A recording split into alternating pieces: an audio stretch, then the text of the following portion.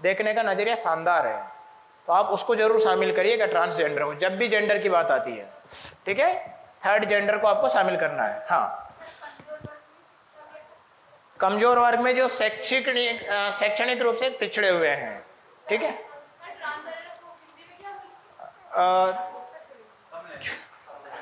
Transgender को हम बोलेंगे तृतीय के लिंग का भी प्रयोग किया जाता है इनके लिए, है ना, या फिर उभय लिंगी भी हम इनको बोलते हैं, उभय लिंगी।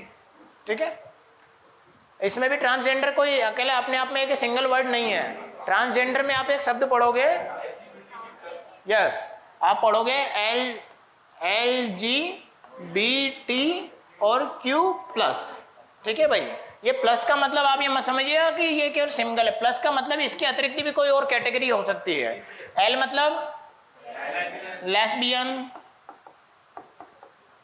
G मतलब गे, ठीक है भाई, गे। B का मतलब बाइसेक्सुअल,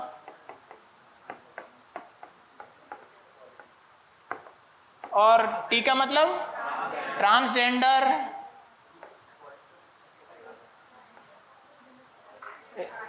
कर लेना स्पेलिंग, है ना, आप थोड़ा स्पेलिंग सीखना है। Q का मतलब क्वीर, है ना, क्वीर। और प्लस में मतलब यहाँ पर और भी कैटेगरियां शामिल हो सकती है जो कि डिवाइड, इसमें विभाजित नहीं की गई है। Queer, queer, queer, queer, queer, ऐसे याद रखना। देखिए, लेस्बियन क्या होता है? हाँ, गर्ल्स जो गर्ल्स के प्रति आकर्षित हो, ठीक है, और गे बॉयज जो बॉयज के प्रति आकर्षित हो, ठीक है। बाइसेक्सुअल जो गर्ल्स के प्रति भी हो सकता है, बॉयज के प्रति भी हो सकता है, दोनों के प्रति हो।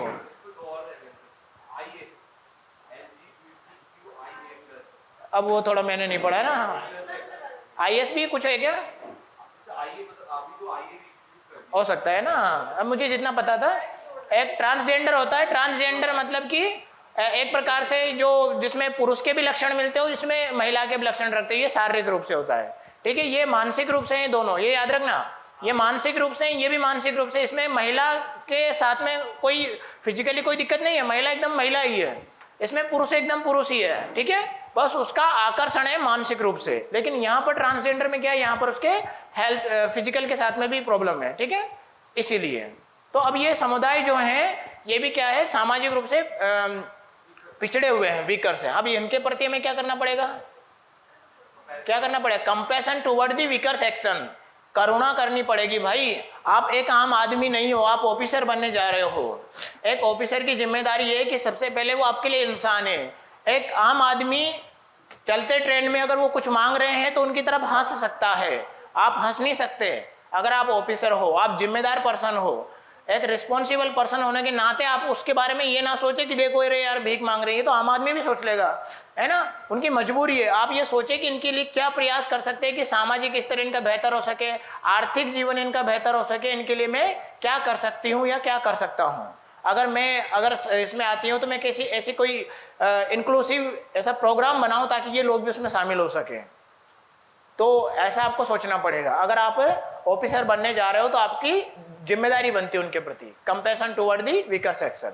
एक भिखारी पर आम आदमी हंस सकता है, एक दिव्यांग पर आम आदमी हंस सकता है, उसका मजाक बना सकता है, आप नहीं, आप ऑफिसर हो जी।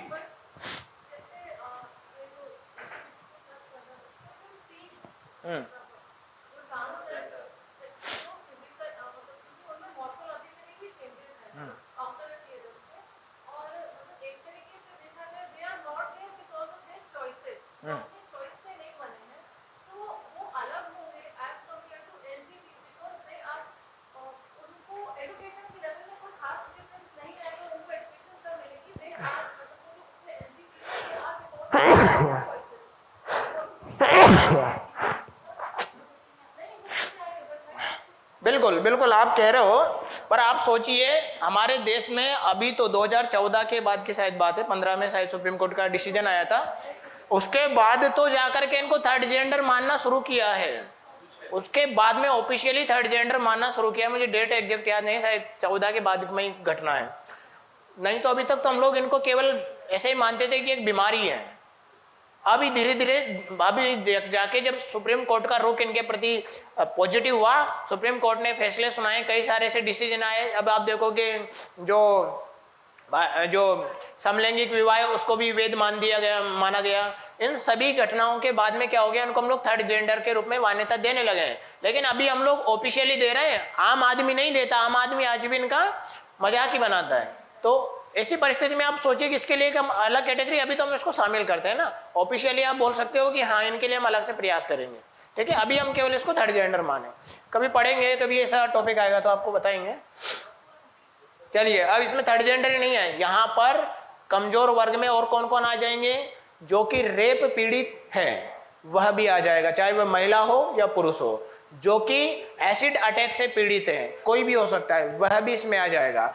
एड्स से पीड़ित है, एड्स HIV उससे पीड़ित है, वह भी इसमें आ जाएगा। कमजोर वर्गों के प्रति हम लोग खासकर हम यहाँ पर बात कर रहे हैं। अगर हम जनरली देखें तो यहाँ पर जो वीकर सेक्शन है उनकी बात कर रहे हैं, लेकिन हमें अगर बात करनी है तो सभी को हमें शामिल करना पड़ेगा, ठीक है भाई। कोई ऐसी गंभीर बीमारी से पीड़ित है तो वो भी इसमें शामिल हो जाएगा। हाँ,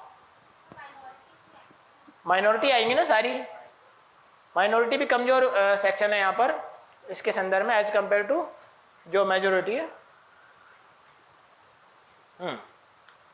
महात्मा गांधी की नैतिक शिक्षा हो गई। हाँ जी, महात्मा गांधी की नैतिक शिक्षा क्या है तो भैया आप बता दोगे, बता दोगे कौन कौन सी नैतिक शिक्षा है? हाँ, गांधी जी के 2 हथियार कौन कौन से थे? सत्याग्रह और अहिंसा, ये सत्य और अहिंसा, ठीक है भाई। और गांधी जी ने 7 पाप दिए थे। 7 पाप मतलब ऐसे नहीं 7 पाप किए थे, मैं बोल रहा हूँ दिए थे। 7 पाप का सिद्धांत है, यानी कि वो कहते हैं कि बिना सिद्धांत के राजनीति एक पाप है। यानी कि जिस पॉलिटिकल पार्टी की कोई अपनी फिलॉसफी नहीं है, एक विचारधारा नहीं है, फिलॉसफी मीन आइडियोलॉजी नहीं है, तो वह क्या है, पाप कर रहा है। मतलब कि बिना आइडियोलॉजी के वो चल रहा है। तो बिना सिद्धांत के राजनीति, जैसे मान लो कि मैं एक्स पार्टी का मेंबर हूँ और मैं जिस विचारधारा से आकर के उस पार्टी के लिए काम कर रहा हूँ, उस विचारधारा पे अगर मैं नहीं चल रहा हूँ, उस आइडियोलॉजी को छोड़ रहा हूँ जिस आइडियोलॉजी पे आया था, तो वो क्या है, गलत होगा। तो ये क्या है, पाप माना गांधी जी ने। ऐसे वो कहते हैं कि बिना परिश्रम के धन, यानी कि अगर व्यक्ति ने पैसा नहीं किया और उसने धन इकट्ठा किया तो वो पाप है ना। गांधी जी कहते हैं ना, गड्ढा खोदो, कुआं खोदो, खुद का पानी खुद पियो, मतलब कि मेहनत करो और खाओ, ठीक है। इसी को भाई सभी धर्मों के सारे भैया, इसी को आप सिख धर्म को पढ़ोगे तो वो कहते हैं वंड छको नाम जपो। इट मीन्स कि मेहनत करो और जो गुरु हैं या फिर भगवान है उनका नाम जपते रहो। तो ये सब धर्मों की बातें हैं। यही आप देखोगे कि इस्लाम धर्म भी यही कहता है। इस्लाम में भी क्या कहते हैं, वो कहते हैं वर्क इज वर्शिप, यानी कि कर्म ही पूजा है। वो कहते हैं ना कि कर्म सबसे बड़ा है। तो ये सभी धर्मों की बातें हैं, ठीक है। ऐसे ही हिंदू धर्म में आप पढ़ोगे वो कहते हैं कर्मण्येवाधिकारस्ते मा फलेषु कदाचन। तो सभी धर्मों की यही सेंस निकलता है कि मेहनत करके खाना है, ठीक है, हराम का नहीं खाना है। ये सभी धर्मों का, गांधी जी ने भी यही कहा, यही नैतिक शिक्षा है उनकी भाई। ओके, महावीर स्वामी के 5 महाव्रत क्या है? What are 5 great vows of Mahavir Swami? कौन कौन से हैं? सत्य, अहिंसा, आस्ते, अपरिग्रह, ब्रह्मचर्य, ठीक है भाई। ये 5 महाव्रत है। बहुत सिंपल है, इसमें सिंपल दिया हुआ है। स्वामी विवेकानंद के भाषणों के संदर्भ में कौन सा शहर प्रसिद्ध था? ये लो, कहाँ का था? कौन से अमेरिका का था? दक्षिण अमेरिका, लैटिन अमेरिका, उत्तरी अमेरिका, मिडिल अमेरिका? बहुत सारे अमेरिका हैं, एक नॉर्थ अमेरिका, एक लैटिन अमेरिका, एक साउथ अमेरिका, एक मिडिल अमेरिका, मध्य अमेरिका। अब आप किस अमेरिका की बात कर रहे हो? संयुक्त राज्य अमेरिका। याद रखना, ठीक है। कभी ज्योग्राफी आपने पढ़ोगे तो उसमें देखेंगे, फिजिकल ज्योग्राफी में। हाँ, स्वामी विवेकानंद, अब देखो यूपीएससी पूछता तो कैसे पूछता, ये नहीं पूछता कौन सा शहर फेमस है, वो क्या पूछता, उनके जो भाषण है उनसे कोई कथन उठाता। यूपीएससी पूछता तो कैसे पूछता, वो पूछता कि स्वामी विवेकानंद जी के द्वारा शिकागो में दिया गया सर्वधर्म समभाव क्या है, या फिर उनके द्वारा एक कथन दिया गया था, मतलब उनके द्वारा नहीं, पहले भी था, पर स्वामी विवेकानंद जी ने उसका जिक्र किया, वसुधैव कुटुंबकम या अतिथि देवो भव। वो कहते हैं वो क्या था सर्वधर्म संभव। बिल्कुल, क्या कहा था स्वामी विवेकानंद जी ने, तो हमें उसका गहराई से उसके भाषण को पढ़ना पड़ेगा क्योंकि वो फेवरेट है यूपीएससी का भी, एमपीपीएससी का। तो यूपीएससी ने अभी बोला उन्होंने कि कई सालों में आए हैं, हर बार आए हैं, मतलब हर बार तो नहीं बोलेंगे पर सालों में 1-2 सालों में दोहराए गए हैं स्वामी विवेकानंद जी, ठीक है ना। तो वो सर्वधर्म संभाव हमें बताना पड़ेगा कि जब स्वामी विवेकानंद जी शिकागो में थे तो शिकागो में उन्होंने एक भाषण दिया था भाई। उन्होंने कहा था, बताओ, वैचित्र्यादज कुटिल नाम नाना पत जुसान नृणामेक मश्यव मसी पय सामवरवा इव। मतलब वो कहते हैं कि जिस प्रकार से भिन्न भिन्न स्रोतों से निकल करके नदियां समुद्र में जाकर के मिल जाती है, उसी प्रकार से भिन्न भिन्न धर्मों का उद्देश्य अंत में क्या है, ईश्वर की प्राप्ति है। मतलब रास्ते अलग अलग है, जैसे नदियों के रास्ते अलग अलग है पर उद्देश्य उनका समुद्र में मिल जाना है, उसी प्रकार से सभी धर्मों के रास्ते अलग अलग है, अंत का उद्देश्य क्या है, ईश्वर की प्राप्ति है। तो सभी धर्मों में क्या भाव निकल रहा है, कॉमन क्या निकल रहा है, ईश्वर। यही है सर्वधर्म संभाव। फिर वो कहते हैं कि हमने केवल ऐसा नहीं किया कि सर्वधर्म संभाव का डायलॉग दिया हो, हमने उसको पालन किया है। उन्होंने एग्जाम्पल दिया था यहूदियों का कि जो कैसे यहूदी भगा दिए गए थे तो हमने उनको शरण दी। उन्होंने उदाहरण दिया ईरान के पारसियों का कि कैसे पारसी भारत में आज भी शरण लिए हुए हैं। और भी उन्होंने कई सारे धर्मों का जो कि सताए हुए लोग थे वो यहाँ पर आकर आज भी अपने जीवन एक सम्मान पूर्वक जी रहे हैं। तो ये उन्होंने बात कही थी, ठीक है भाई। अरस्तु कौन थे, उनका मुख्य दार्शनिक क्या था, मुख्य दार्शनिक नहीं मुख्य दर्शन होगा, अच्छा दार्शनिक सिद्धांत क्या था, sorry who is Aristotle, his man's philosophy thoughts his, क्या है बताओ भाई। अरस्तु कौन थे, ग्रीस के थे, ये तो पूछा ही नहीं ग्रीस के फिलोसफर थे, परिचय आपने दे दिया फिर भी। ये बात क्यों फेमस है,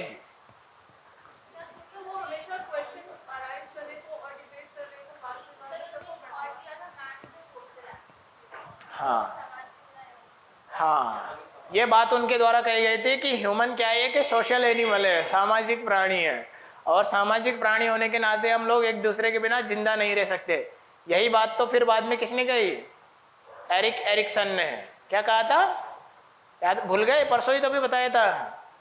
एरिक एरिक्सन ने क्या कहा था, हाँ, life doesn't make any sense without interdependence, है ना, we need each other and the sooner we learn it is better for us all. परस्पर निर्भरता के बिना जीवन का कोई अर्थ नहीं है, और हम ये जितनी जल्दी हो सके सीख ले, ये हम सबके लिए अच्छा होगा। यही बात उन्होंने कही थी कि मनुष्य सामाजिक प्राणी है और हम उसके बिना जिंदा नहीं रह सकते। बात वही है भाई। अब ये चलो बताओ, आपको एक बताता हूं, गांधी जी के राजनीतिक गुरु का नाम पता है, और गोपाल कृष्ण गोखले के राजनीतिक गुरु नहीं ना पता। उनके गुरु थे महादेव गोविंद रानाडे, नाम सुना होगा ना, महादेव गोविंद रानाडे, एमजी रानाडे। तो एमजी रानाडे गोपाल कृष्ण गोखले के राजनीतिक गुरु थे, ठीक है। और गोपाल कृष्ण गोखले किसके राजनीतिक गुरु थे, गांधी जी के। और गांधी जी को राजनीतिक गुरु कौन मानते थे, नहीं फेमस व्यक्तियों में से बताओ, सरदार पटेल और जवाहरलाल नेहरू, वो उनको मानते थे कि हमारे राजनीतिक गुरु है, गांधी जी से हमने राजनीति सीखी है। तो यहाँ तक कि एक बार डॉक्टर अम्बेडकर ने तो उनके ऊपर टॉन्ट भी कसा था कि जब वो होता है ना पूना पैक्ट, उस समय पे डॉक्टर अम्बेडकर कहते हैं कि गांधी जी कोई साधु महात्मा नहीं है, वो छठे हुए राजनीतिज्ञ हैं। हालांकि वो राजनीति में कभी आए नहीं, दूर रहे, पर बहुत राजनीति की उनकी बहुत अच्छी समझ थी, ठीक है भाई। तो ये उनको अपना राजनीतिक गुरु मानते थे।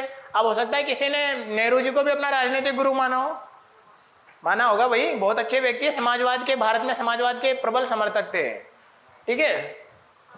आप इसको किसी पार्टी से ना जोड़ें, मैं फिर कह रहा हूं, आपको क्या पढ़ाया था अभी मैंने, गैर तरफदारी और निष्पक्षता। आप किसी पार्टी के नहीं हो, ना ही कोई पार्टी आपकी है।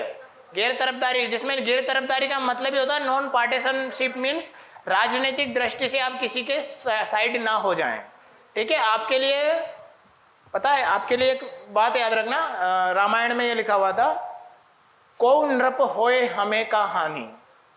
समझ पा रहे हो? नृप मतलब राजा, कोई भी राजा बने हमें क्या हानि, हमें तो अपनी ड्यूटी करनी है। ये बात ध्यान रखना भाई, को नृप होए हमें का हानि। ये नॉन पार्टिशनशिप का एक उदाहरण दे सकते हो आप, है ना।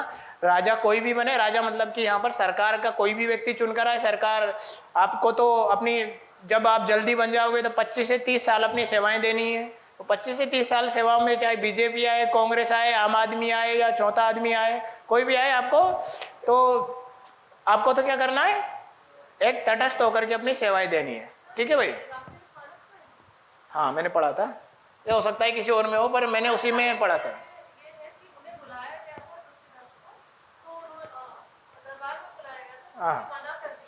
हाँ तो रामचरितमानस में होगा ना, रामचरित में लिखा, मैंने शायद वहीं पढ़ा था। अरे भाई उस सिद्धांत पे मत जाओ, कहीं भी चले जाओ यार। हाँ अच्छा चलो कहीं और होगा, किसमें है फिर आप बताएं। अरविंद के द्वारा स्थापित दार्शनिक सिद्धांत, श्री अरविंद के द्वारा क्या दार्शनिक सिद्धांत दिया गया था भाई? श्री अरविंद, इनकी स्टोरी पढ़ना, बहुत अच्छे व्यक्ति है ना। अभी बताया था ना, ऑरविलो आश्रम की स्थापना करी थी, माँ काली के भक्त थे ये भी, उनके समान। जो स्वामी विवेकानंद के गुरु कौन थे? रामकृष्ण परमहंस के समान ये भी माँ काली के भक्त थे। तो उसी के आधार पर इन्होंने कुछ सिद्धांत दिए थे जो कि मानव जीवन को प्रेरणा देते हैं। महात्मा गांधी की प्रसिद्ध पुस्तक का नाम? Very good, my experiment with truth, सत्य के साथ मेरा प्रयोग। ब्रह्म समाज के संस्थापक राजा राम मोहन राय। अब इसमें भी आपको अंदर से पढ़ना है। आदि ब्रह्म समाज के संस्थापक अलग मिलेंगे, है ना। फिर आप पढ़ोगे कि नव ब्रह्म समाज के संस्थापक, है ना, आदि नव ब्रह्म समाज। इसमें भी शाखाएं विभाजित हो जाती। क्या होता है, जब राजा राम मोहन राय जिंदा रहते तब तो ब्रह्म समाज चलता है। फिर केशव चंद्र सेन आ जाते हैं, है ना। तो केशव चंद्र सेन क्या करते हैं, वो सभी धर्मों के लोगों के लिए प्रयास करते हैं। तो देवेंद्रनाथ टैगोर जो पिता थे रविंद्रनाथ टैगोर जी के, वो भड़क जाते हैं। वो क्या करते थे, उनको भगा देते हैं। तो फिर वो क्या करते हैं, अलग से जाकर एक नई समाज की स्थापना कर लेते हैं। फिर ये इसका नया नाम रख देते हैं। तो ऐसे शाखाएं हो जाती है इसकी। ठीक है। महावीर स्वामी के अनुसार त्रिरत्न क्या है? वेरी गुड, सम्यक दर्शन, सम्यक आचरण, सम्यक ज्ञान। गीतांजलि पुस्तक के लेखक? Who is the writer of the book Gitanjali? इसका ट्रांसलेशन किसने किया था?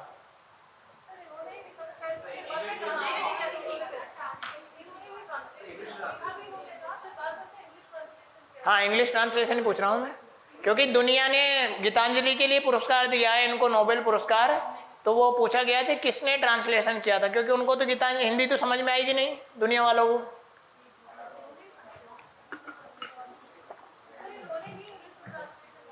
नहीं नहीं नहीं, ट्रांसलेटर कोई और था ना, पढ़ लेना थोड़ा, कोई थे, मुझे नाम याद नहीं है। अरस्तु के द्वारा दिए गए 4 कार्डिनल गुणों को बताइए। कौन से कार्डिनल रूल्स दिए थे अरस्तु ने? जो नए हैं ना, जिन्होंने नहीं पढ़ा है, टेंशन नहीं लेना, शब्द दिमाग में जा रहे हैं ना, ध्यान से सुन रहे हैं ना, वही बस याद रखना है कि क्या क्या है। चर्चा के दौरान अच्छी चीजें दिमाग में जा रही है, मतलब आप कुछ सीख रहे हो। पढ़ाएंगे इनको, सबको गहराई से पढ़ाएंगे। और अभी इसको शब्दों को ऐसा ना लगे कि जब आप इनको पढ़े तो ऐसा ना लगे कि ये कोई नया नया है। आपको ऐसा लगना चाहिए कि यार इसको मैंने कहीं देखा था, याद नहीं आ रहा कहाँ देखा था, किसी पार्टी में जो कि यूपीएससी एमपीपीएससी की क्लास थी ज्ञान आश्रय की, शायद वहां देखा था, है ना। ऐसा इसको देखा, तो ऐसा लगना चाहिए। ये मेरे विचार नहीं है, एक तहसीलदार के विचार है जो श्योपुर क्लास में पढ़ाते थे, नायब तहसीलदार नवल किशोर दादोरिया। वो कहते हैं कि आप जब पढ़ते हो तो किसी किताब को एक बार तो ऐसे पढ़ डालो, मन करे सीधे उठा करके पढ़ डालो, बस ऐसे मत देखो याद करना है नहीं करना, बस पढ़ डालो। फिर जब दूसरी बार पढ़ोगे ना तो आपको वो चीज, कई सारे शब्द याद रह जाएंगे। फिर बोलोगे आपकी इसको मैंने कहीं देखा था। तो वो आपको इसलिए कहते हैं, है ना, तो कि आपको नया ना लगे। हाँ ऐसा कुछ प्रश्न बना था, मैंने एक बार एमपीपीएससी में पढ़ा था इसको, तो थोड़ा देख लेना कि किसी ने ट्रांसलेट किया था इसको। WB वीक्स है ना। हाँ ठीक है।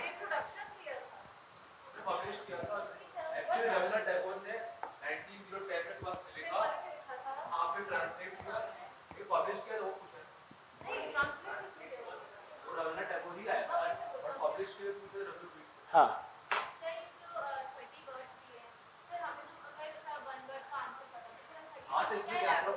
ये मैक्सिमम है। एक वर्ड में आंसर करिए पूरा नंबर 3 ही मिलेगा, अगर उसमें 3 नंबर का है तो 3 ही देगा। इसीलिए तो कहता हूं संक्षिप्तीकरण की तरफ जाएं, है ना, समराइज जितना कर सको। इसका मतलब उसने ये नहीं कहा कि आपको हर एक में 30 शब्द, या ये तो कुछ पुराने हैं, ये 30 इसलिए क्योंकि 2017 का है।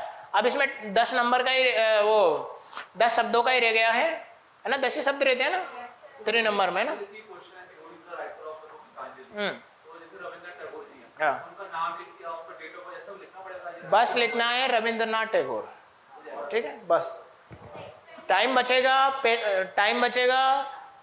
शब्द बचेंगे तो और जगह प्रश्न कंप्लीट कर पाओगे, नहीं तो मेरी तरह होगी। मैंने 2019 का एमपीपीएससी का मेंस लिखा था, जो हिस्ट्री था, हिस्ट्री में 3 प्रश्न 15 नंबर के छूट ही गए। इतना लिखा, पहला पेपर था, इतना लिखा, पूरा लिखा, हाथ सूज गया, फिर भी 3 प्रश्न 15 नंबर वाले वैसे ही छूट गए। कुछ भी नहीं लिख पाया मैं उसमें, इतने ही ज्यादा लिखने पड़ेंगे। इसीलिए समय बचाओ, जितना हो सके बचाओ समय को। ओके भाई। कार्डिनल यानी, कार्डिनल क्या होता है? ये कोई शब्द है वहां का, फ्रांसिस वहां का, पर इसका मतलब ये नैतिक गुणों की बात उन्होंने करी है। नैतिक गुण आप याद रखिए, कार्डिनल रूल मतलब कि नैतिक गुण। तुलसीदास जी के प्रसिद्ध 3 रचनाओं के नाम, रामचरितमानस और विनय पत्रिका और कवितावली, दोहावली, और क्या है, और भी होगा शायद, हनुमान अष्टक, कुछ ऐसा था। चलिए 3 तो हो गई, रामचरितमानस, विनय पत्रिका, दोहावली, कवितावली। हाँ, अब यूपीएससी वाले ध्यान देंगे। यूपीएससी में कैसा प्रश्न पूछा गया, ये मैंने केवल दार्शनिकों से उठाया, आपने अगर ध्यान दिया होगा तो। अभी केवल हम फिलोसफर वाली यूनिट को डिस्कस कर रहे हैं, ठीक है। निम्नलिखित में से प्रत्येक उद्धरण मीन्स यहाँ पर है कोटेशन। याद रखिए, आपने पढ़ा होगा ना एकल उद्धरण चिन्ह, हिंदी वाले बताएं एकल उद्धरण चिन्ह और द्वि उद्धरण चिन्ह। एकल उद्धरण यानी एक सिंगल इन्वर्टेड कोमा और डबल इन्वर्टेड कोमा। अब आपने सुना होगा कि सिंगल इन्वर्टेड कोमा जो रहता है वो किसके लिए प्रयोग किया जाता है? खास शब्द, कोई व्यक्ति का उपनाम हुआ, जैसे मैं कहूं हाँ, क्या नाम होता है, रामधारी सिंह, है ना। रामधारी सिंह तो उसको क्या, दिनकर यहाँ पर क्या है, कोड में है ना। तो ऐसे बहुत सारे नाम है ना, जैसे कि बालकृष्ण शर्मा नवीन, नवीन जो है इन्वर्टेड कोमा। या फिर कोई फेमस किताब हो गई, कोई रचना है, उसके लिए भी प्रयोग किया जाता है, कि जैसे दास कैपिटल, किसकी रचना है? कार्ल मार्क्स, तो वो इन्वर्टेड कोमा में आ जाएगी, सिंगल इन्वर्टेड कोमा में। और डबल इन्वर्टेड कोमा में मतलब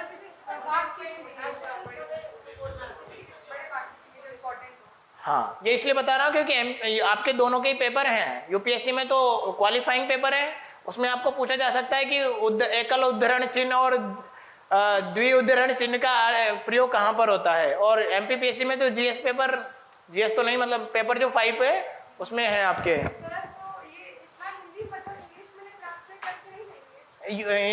हिंदी वाले पेपर में क्या ट्रांसलेट कराओगे? तो यही है हिंदी, यही है हिंदी। आपको वहां पर हिंदी में इंटरनेट, आपको अंतरजाल ही मिलेगा, ठीक है। हिंदी का मजा ही यही है, इसलिए कहता हूँ हिंदी वाले इंग्लिश अच्छे से पढ़ लें, नहीं तो अंतरजाल में खो जाओगे, इंटरनेट पता ही नहीं चलेगा। सामाजिक संजाल तंत्र को वो सोशल नेटवर्किंग साइट नहीं लिखेगा, इंग्लिश में लिखेगा जो आपने पढ़ा होगा। इसीलिए थोड़ा सा अच्छे से याद करें, ठीक है। हाँ, कहाँ थे हम लोग, इसकी बात कर रहे थे। तो द्वि उद्धरण चिन्ह का प्रयोग कहाँ किया जाता है? सामान्यतः वहां किया जाता है जहां पर किसी वाक्य को एज इट इज लिया जाता है, मतलब कि यथा पूर्वक उसको उतार कर लिया जाता है। अब संदर्भ देना हो कि भाई इसने ये कहा था तो